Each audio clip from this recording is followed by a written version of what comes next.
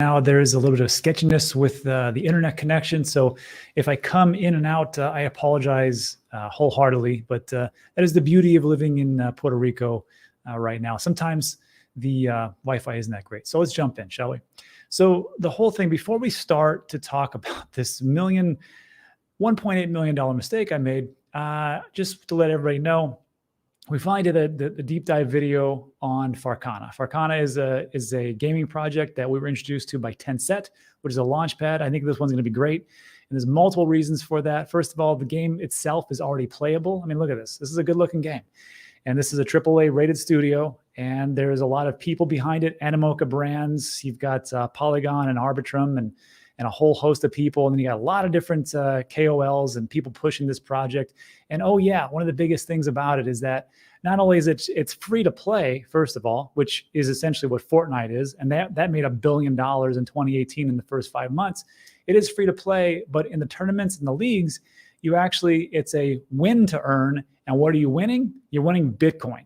So with this one, I think it's going to do extremely well, but I could be wrong. There's a link in the description you can check out for this video. This is over on Dan Degen, which again is one of the more riskier plays you can possibly do. But just so everybody knows, I invested into it, so do your own research. All right, so today, here's the market. Kind of a red day. I think everybody was kind of poo-pooing because they're like, ooh, we didn't get our ETF. Whatever. So maybe we'll get it on Tuesday or Wednesday. Nobody knows. But it was looking pretty good. Again, my stance is I'll believe it when I see it. But I hope it does because then I get to wear a really cool shirt and I get to go on Simon Dixon's channel, which is going to be fantastic fun. Anyhow, here's the thing. So today, actually a couple of days ago, me and my wife were talking. We live in Puerto Rico. We vacation in Texas. And we've got real estate in both locations. And we decided recently to sell one of our condos.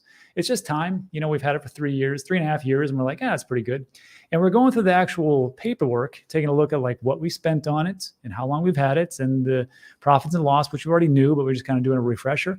And we took a look. We're like, man, maybe this wasn't a good idea, even though it was profitable. But again, it's about how much is profitable.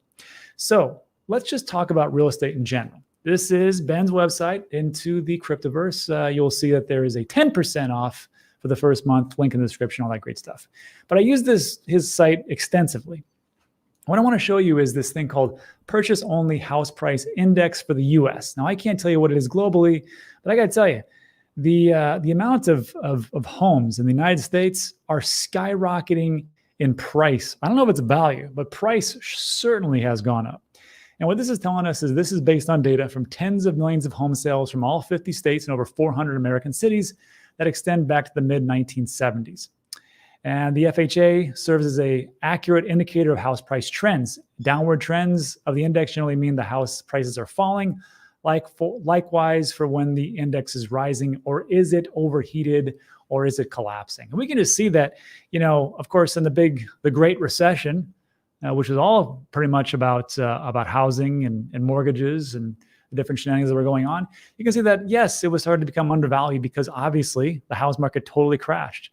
And it bottomed out around 2011 and came roaring back. Then we had the corona sickness and then boom, we had a little dip. And now here we are just going up and up and up and up and up, and it never stops.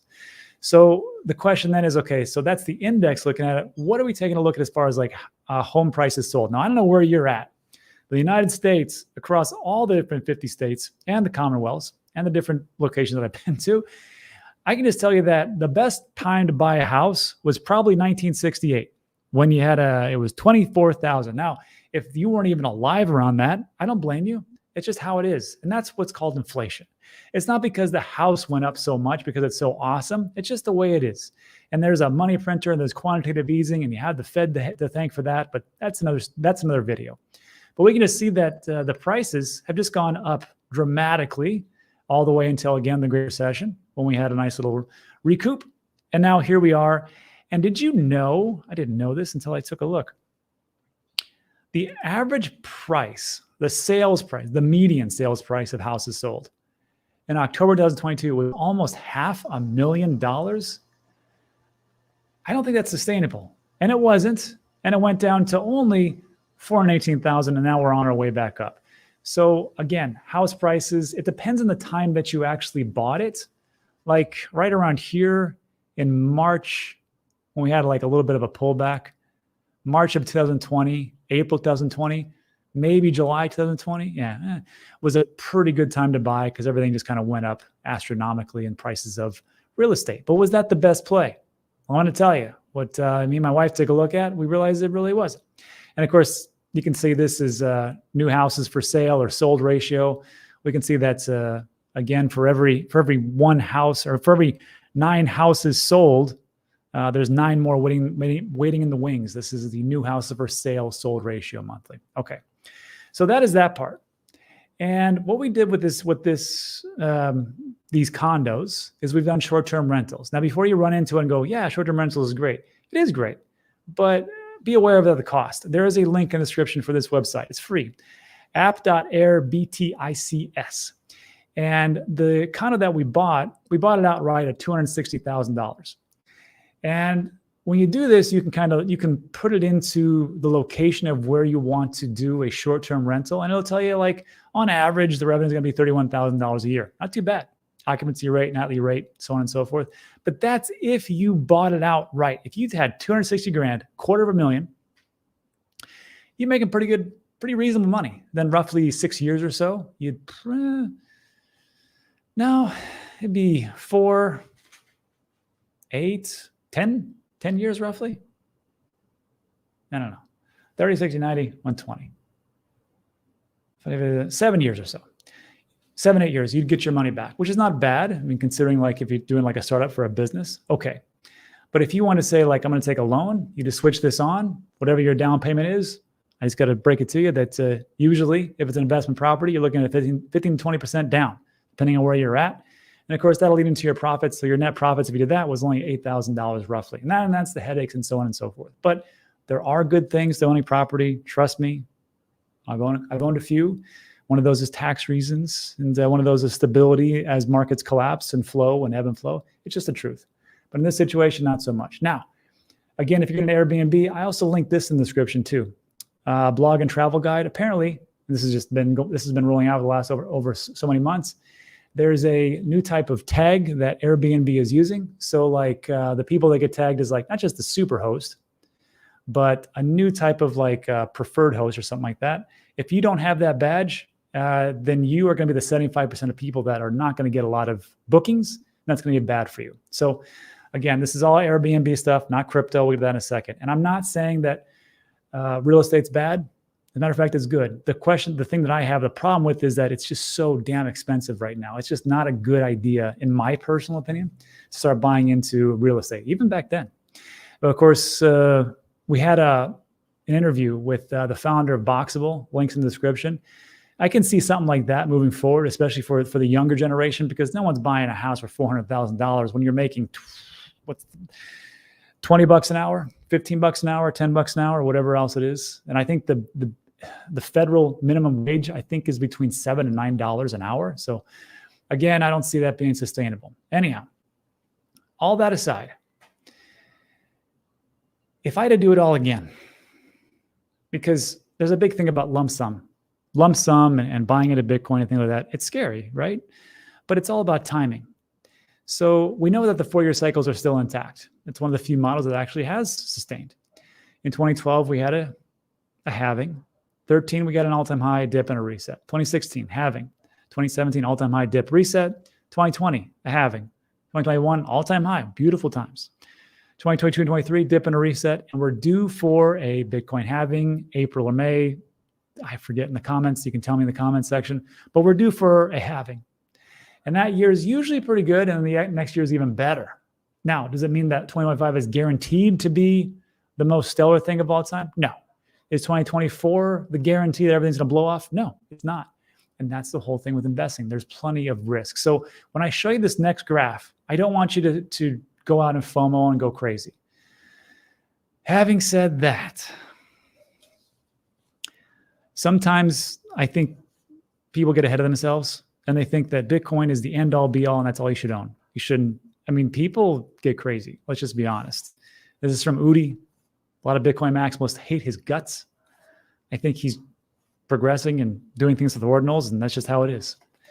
But he did a pretty good post. He says, look, A lot of people say, don't own a home or chairs or clothes because they're all scams. All I need is my precious Bitcoin. Like somebody who just, can only have that and live on that. It's not all about that. It's living your best life, whatever that is, and your investment. I can't say that for you. Having said all of this stuff, let's take some numbers. So we paid $260,000 cash, right? And it doesn't really matter. Like you could say like, you have $500.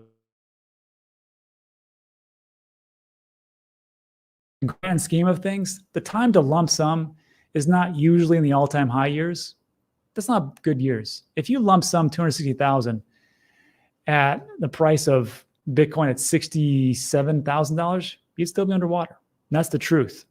However, right now, maybe it's not such a bad idea. Obviously, before anybody says in the comment section, well, Rob, the best time to buy was probably when it was an all-time low. Thanks, Sherlock. I didn't know that. But yes, it would have been a great time at all-time lows. That's why a dollar cost average. But as time goes on, we kind of see where things are going, and this narrative is looking pretty good. So let's just say 260,000. This is what I showed my wife. I go, we bought that condo for 260K. We lump summed in Bitcoin. Not in 2017. That wouldn't be right. It was 2020. It was July.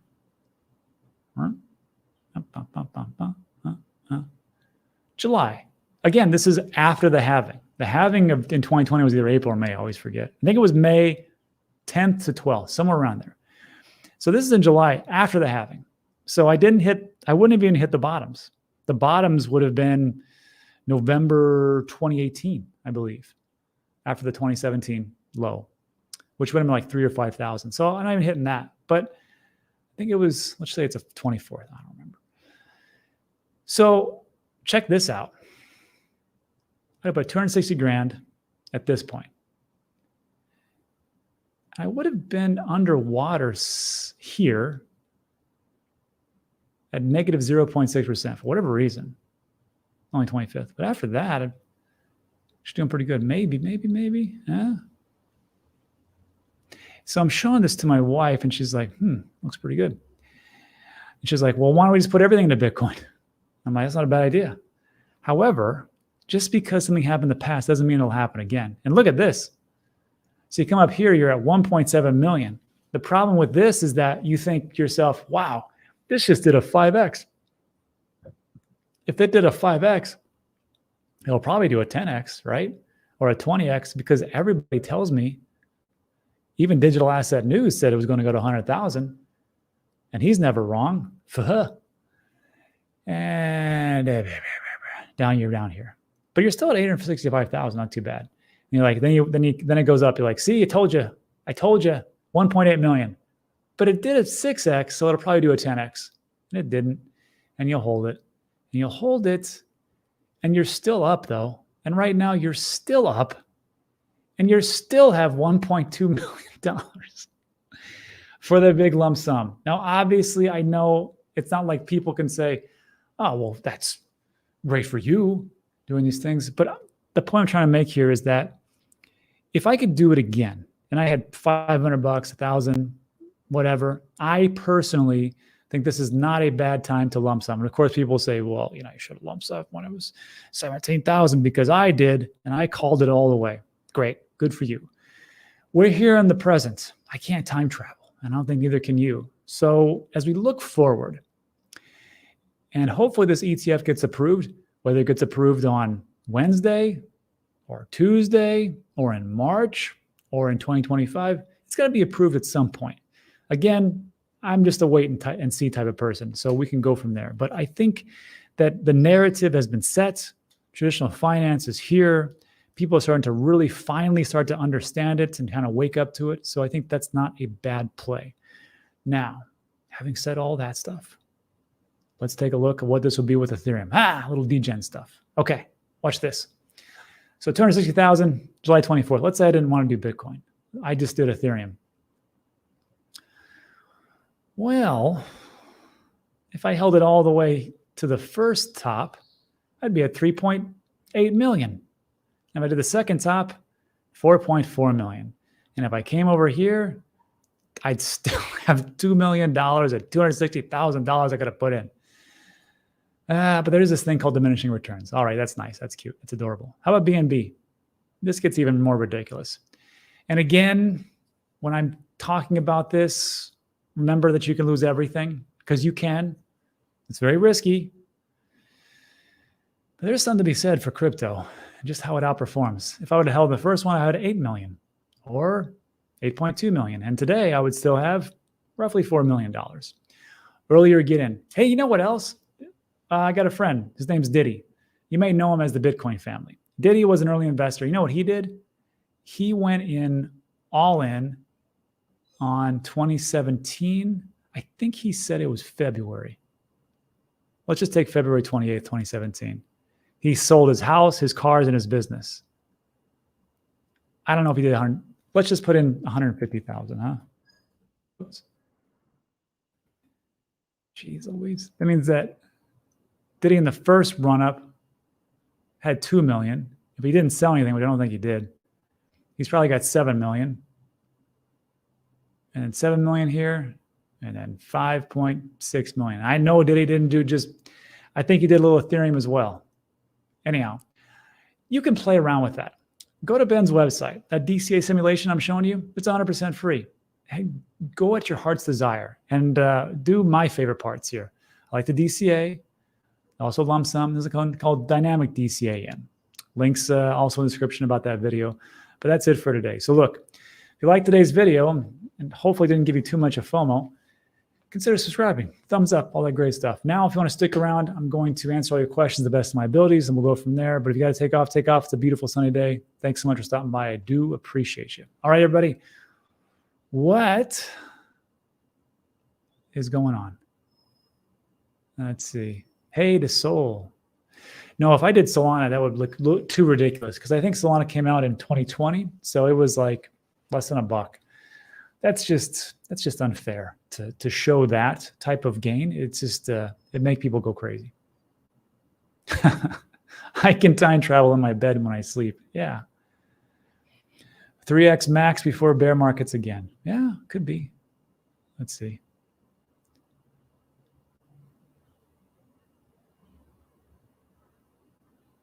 If anybody says anything else about Tectum, I'm going to ban them.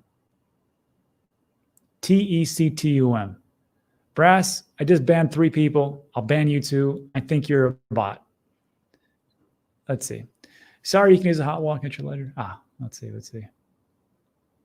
Ben's doing a dominance video. I saw that. Yeah, be a good one. Okay, let me go up here. I know I missed a bunch of them. I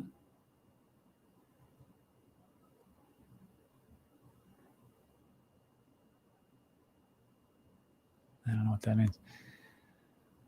Rabbit says, I believe the ETF will be Wednesday, not because they can't do it Monday, but because it's like a bureaucratic entity to do everything last minute. Yeah, probably so.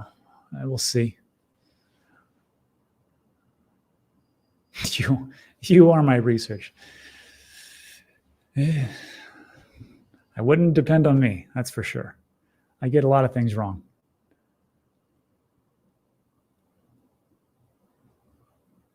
Hello? Ooh, Vero Beach cat. Very nice.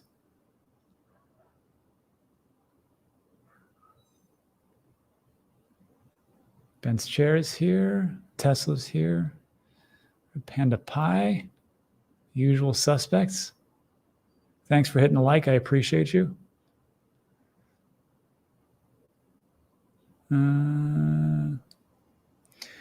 Urgent Sky says, if Bitcoin bear low is 15K and the previous cycle low was 3.5K and a top of 69K, imagine the cycle top. Remember, though, Ben's got a great series about diminishing returns. So every cycle you see less and less on Bitcoin. Because remember, in 2013, it went from $10 to 1,000. And then in 2017, it went from 1,000 to 20,000, 20x, right? And then in 2021, well, the low was 3,000 to 67,000. So you have a point. But remember, that's massive amounts of market cap. The market cap of gold is roughly $11.5 trillion. We're looking right now for Bitcoin at roughly, it's over the total market cap is 1.7 trillion. I think Bitcoin, let's just find out. Yeah, Bitcoin's market cap is 861 billion. So, I mean, for it to double, but it still doesn't work like that because it doesn't double. Bitcoin's price doesn't double just because it doubles in market cap. There's an exponential factor because of the amount that actually gets taken out and the scarcity that it is because you can't create it anymore. So even like a couple of billion will raise it substantially. So I take that back. So maybe we'll see. Let's see. Lax says BlackRock owns everything and everybody. I'm assuming they want ETF way before much. I know they do. They definitely do. But let me tell you, wouldn't it be great if they said no? Let me ask you a question. How does everybody feel? Does everybody feel like that you accumulated plenty of crypto and don't need to buy anymore? You're like, yeah, that's good. Feel pretty content. Did it all, did everything. Or do you think to yourself, man, I can use another month or two? If it doesn't get approved, here's the thing though, if it doesn't get approved in January, in the 10th, might get approved in March. It doesn't get approved in March, it'll get approved at some point. And it's not like, here's another thing. It's not like we really need the ETF. We did pretty damn good the last 12, 13 years without it. Abdullah says, bro, lump sum now then? If you had 10K to invest now. Me? Yeah, I'd probably want to. You want to play it really safe? You could dollar cost average, or you could play in the middle, value cost average, where you take $2,500 and put it in today. Then wait for that announcement to see if they actually get, if it gets approved or not. And then if it does get approved, well, actually, you can do it this way. 5,000 right now, because everything's in red. Not financial advice. Do not do this is what I would probably do. 5,000 right now today. Wait to see if it gets approved. If it doesn't get approved, just wait for it to drop and then put it in. But if it does come out and says it's approved, buy as fast as you can. And that's just Bitcoin. Any thoughts on Trader Joe? It's a great DEX for Avalanche. I've used it a couple of times. Works pretty well. Doesn't work as smooth as, say, Jupiter with Solana, but pretty comparable. Lax got a good question. Who has more influence on SEC's decision, Warren or BlackRock? The biggest question is who's got more influence, Warren, or actually BlackRock or Biden administration? That's the question. Cal with a K, are you going to get a Boxable? I don't really have a need for it right now. The only place I could see it, and I talked to the founder, was to put it on our sports facility. We have this place in Texas. It's a sand volleyball, sand soccer facility, and I think it would do really well in the middle as like a place for people to rest and relax after the games as they're drinking. So yeah. Thoughts on Immutable X? I own it. Have you heard about Luxo? Yeah, everybody tells me about how great it is. And sure, probably do well. Mark Yusko said tomorrow's the day. Another prediction. Let's see if that works out. Ivan says, my Tangent arrived. It's great. I use your discount code. Yeah, Tangent's great, man. Am I right here? This is my cold storage wallet. Look at that. Just scan it and that's it. Here's my LA Pal. I need to do another video on this one. And my Ledger. Let's see. Shark Puncher. Arbitrum on the move. Arbitrum, another one that I invested into, L2 solution for Ethereum. Talked to those people at length for our project. Pretty good team. Knows what they're doing. And it actually works. So it should do quite well. Arbitrum price prediction. It'll be between 2 cents and $700 this cycle. Nailed it.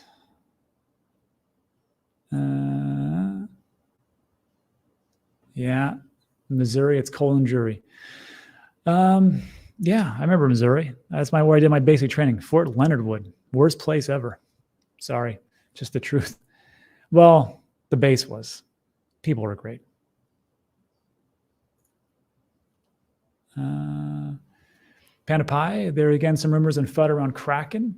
Anyone impacted? Haven't heard too much. If there's a solvency, I haven't heard anything about it. Yeah, Mike's right. It's going to be a crazy week, one or the other. It is. If it gets approved, great, wasn't it? Great. And then, but I will warn everybody, I don't think that we see like it skyrockets like people think it might. Some people think it might. I think the more rational people are like, okay, that's good. Now let's give it like 6 months to a year for everybody to flow into, for all the people that are in the BlackRock, the Fidelities, the ARCs to teach all their investors about what it actually is and have them come in at a slow, reasonable pace. I think that's kind of where I'm at. And other people are like, okay, Bitcoin's on 100K, I'm out. But let's see which one's right.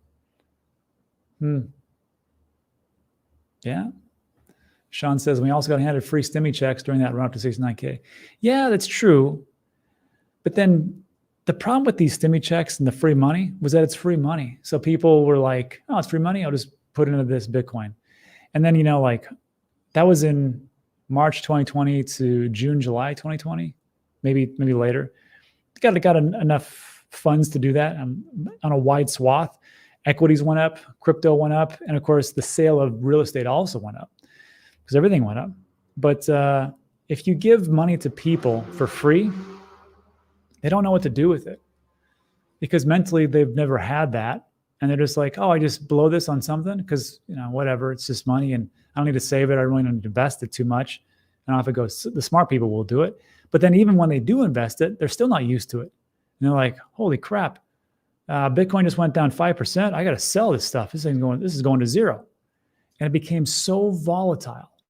Bitcoin's not volatile. The people that hold Bitcoin are volatile. And that was the truth. So I think it's a cascade effect. I'm glad the tourists are gone. I'm dreading doing this channel when there's a bunch of tourists. I appreciate all you who are like even kilter and cool and fine. I just don't want to get a bunch of tourists again. I know it's inevitable. That's why I'm stepping down from this channel on the next bull run. Then I'll come back in the bear. Yep, me too. Waiting for the Chiefs game to kick off. Sweet. Big buys in V. All right. Jerry Solon one's correct. Gold ETF at an 8-year run. Have you ever seen this chart? Let me show you something.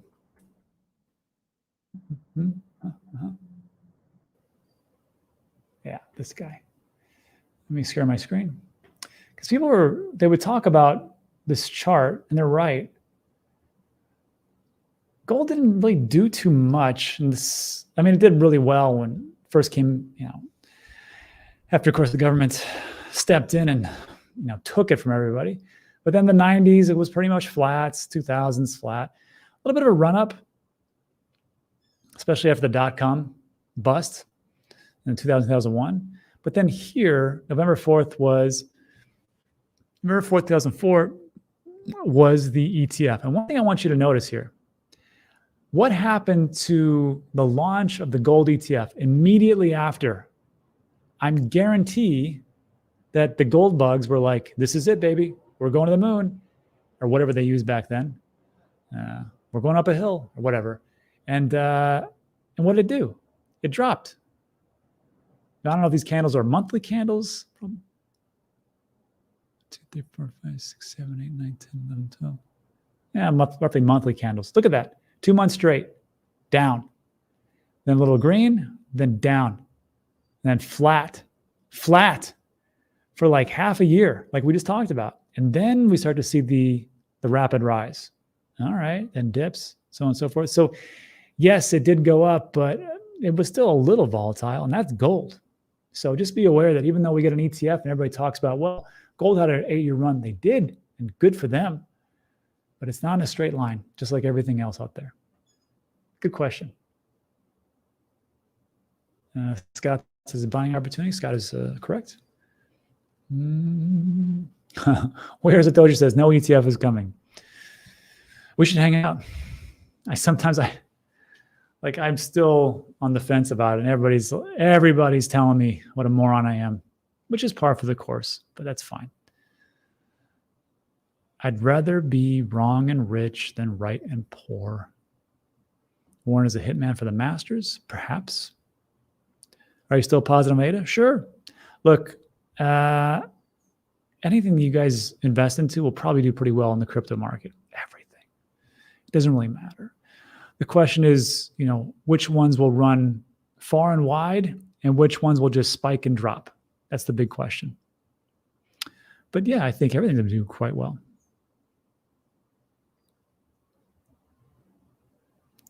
Rob, what's your thoughts on influences bias on ICP coverage? I don't know if there is a bias. I just know they don't really cover it too much. I own it.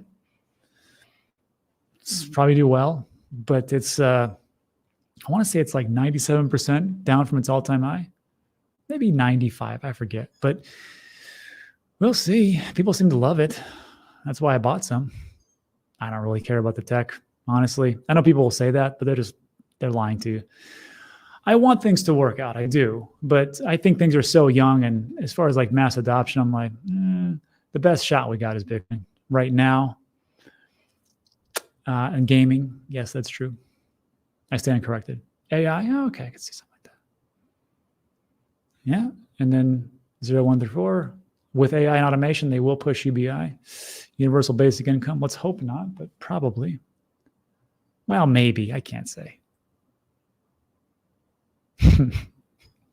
Chris says the tourists are the ones we sell to near the top. There's a price of admission. And those, like you guys get it, right? The price of admission, even in traditional equities, is the same thing, right? Gary Gensler can go and talk about, oh, we need disclaimers and we need this documentation so people understand the risks. Newsflash, Gary. Nobody reads the disclaimers. Nobody really cares. It's one ear out the other. It's all gambling. So when we get the tourist in, they're going to learn a hard lesson. Did you learn a hard lesson? I know I did. There is no free rides. And if that's the case for the tourists to come in and they're like, hey, what happened? I thought it was going to go up forever. This influencer told me it was going to go to $1 million. He must have lied to me. Yep, that's exactly what happened. Duquan. Starting the channel during the bull run, categorize it as knitting or the crypto company. No. There's a lot of good people out there. Ben's great. Guy's great. CTO Larson. Cito. Lady of Crypto. James is great. CTO Larson. And a host of Tommy Crown. I mean, there's a lot of good people out there. And I not really needed, honestly. I'll probably still, like I said, I'll still shoot some videos on Loop, like things to avoid, watch out for these scams, why I sold. That'll probably be on Loop. The Dan Degen channel might stick around for like the most risky, degenerate plays you can possibly think of. And I've got a group that I'm involved with that I will stay active in, but I will leave when things get a little bit crazy. If you want to know when I think things are going to be crazy, watch that video in the description when I'm going to sell 80% of my crypto. Once that happens, I come on here. I say, hey, everybody, good news. I sold my crypto. And if Bitcoin hits 100K, I jump in one of these pools and I go. And that's it. And then I become like a tour guide in Puerto Rico or something. I don't know yet. That's the problem with retirement. You got to have something to do. 3 top cold wallets. I can only see the 3 that I use. Like Guy loves Trezor. I've never used it. I've seen it. I'm like, I don't know. Seems reasonable. But mine is Tangem, EliPal, and Ledger. Those are the ones I have right now with me. Rob's Generitech. It'll probably do well. I mean, look, every bull run I've gone through, 2017 and 2021, everything did great. Everything did great. It was after the bull run everything collapsed because you, like Warren Buffett says, you find out who's swimming naked. Because all the different shenanigans that were going on FTX and Voyager and Celsius and all this stuff, it came to pass in the bear market, didn't it? And everything collapsed. Luna collapsed. FTX, Voyager, all that stuff collapsed because they were all doing the dumbest stuff you could possibly think of. And they were Ponzi's and they were scams. That's what it is. 2017 was no different. There was nothing but a white paper and a hope and a dream. Those are called ICOs. And those all collapsed too. When that happened? After the bull run. So when the bull run comes in, like I had done my job. I calmed people down, told them just to stick it out, write it out, it'll be okay. I sold some, here's my profits. I made 2% or 1,000% or whatever I did. And then I'll see you in the bear market when everybody's crying. And that's it. And I leave and come back. Michael says, class of 2019. I've had some art lessons and still here. Those are the ones that win, the ones that keep showing up. It ain't easy, but it happens. Soul Dude says, any great deals in real estate out there in Puerto Rico? You mentioned a couple in the past. I got a couple of real estate agents. Ephraim, great guy. He was at the meetup. I'll introduce you to him when you get here. And then a couple other ones actually too. But there's deals to be had just around San Juan and Guaynabo, not so much. But if you get in the outer areas, oh yeah. Oh yeah. Timecone says it correctly. Biggest learning in crypto is a need to sell. We can all buy. The question is, can we sell at the right time? Esquire says, Dan Degen and Shorts channel, perfect for bear. Yeah. Yeah. Puerto Rico is very nice. Tracer and Ledger. Golf or poker? I barely can golf. I'll play poker, but it's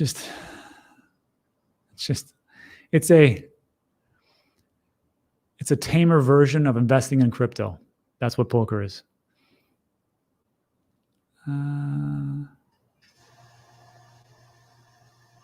The government, I believe, raised the minimum to $70 and $20 in Arizona. Oh, interesting.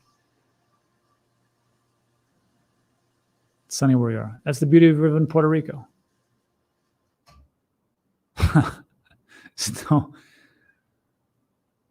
Showbag says, I started as a tourist and outstayed my visa. You'll probably be successful in the next one. And that's it. So everybody, so again, as a quick reminder, check out that video over on Dan Degen, links in the description for Farcana. It's just, they've got way too many people. They've got way too many investors. Like I said, Animoca Brands, Polygon Studios, Arbitrum, and a bunch of different VCs and institutions. And the people, the angel investors, are a bunch of influencers, mostly Web3, but have huge following. And I got to tell you, in my personal opinion, it doesn't matter how great a game, and this game is really good. It's how much can you get that message out in marketing, and they've got that down. And then of course, the game is playable. You can do it right now. It looks smooth and slick, and it's free to play. So you're not going to get the Axie Infinity effect, but in leagues and tournaments, you can win Bitcoin. It's perfect. Damn, it's really good. It's a really smart idea. So that's it. And just so you know, you got like 24 to 48 hours to figure this out because the IDO launches. So don't dilly-dally. That's it, everybody. So everybody, Sunday, thank you. I appreciate it. Like today's video, thumbs up, subscribe, and let's see what happens next week. Be prepared. It's going to go crazy either way. All right, everybody. Thanks so much. See you on the next one. Adios.